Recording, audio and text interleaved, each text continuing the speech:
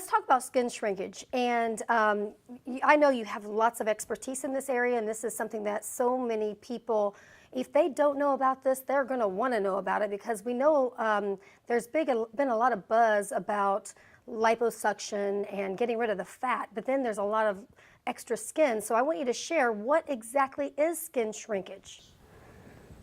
There's a company in Texas that came up with a radio frequency generator that can be inserted underneath the skin to heat up the skin from the inside, and it causes skin to shrink. For years we've known that if you heat the skin on the outside, for example, if we're doing a laser around the eyes or on the face, with every pulse of the laser you can actually see the skin shrink a little bit.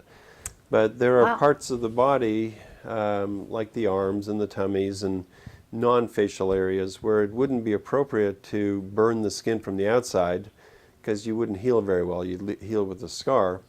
And this company came up with a little probe that you can insert through tiny little incisions, and you can pass this probe underneath the skin and heat the skin from the inside, and you'll see skin shrinkage.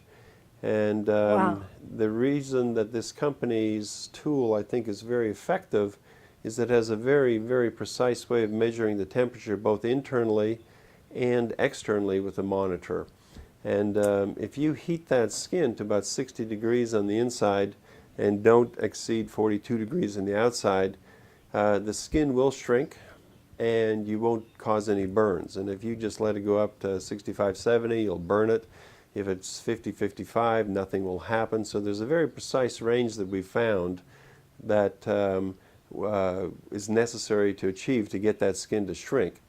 And for us, it's a very, very useful tool in areas where patients have a minor laxity, not the major laxities. If you've lost 150 pounds and have a square yard of skin under your arm, that still has to be cut out. Or if you've had a couple of children and your skin hangs down over your pubic hairs, that still requires a tummy tuck to cut out a wedge. But we see a lot of people who spend a lot of time in the gym. They're fit, they're thin, and they've had a baby a couple of years ago. They've got just a very minor laxity of their abdominal walls, the type of people that years ago we told that we don't have anything to offer them because they weren't candidates for tummy tucks or liposuctions.